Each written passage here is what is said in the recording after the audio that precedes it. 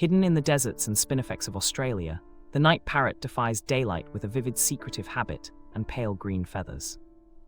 This elusive bird uses cryptic coloration and silent flight to slip past predators, while its eerie calls echo at dusk. Recent discoveries show it forages at dawn and dusk, feeding on seeds and fruits with a rapid, precise beak strike. Conservationists trace its rediscovery to careful habitat mapping and community reports after decades of myth and missing sightings. Its pastel-themed visuals in this episode highlight resilience and the quiet mystery of one of the world's rarest avians.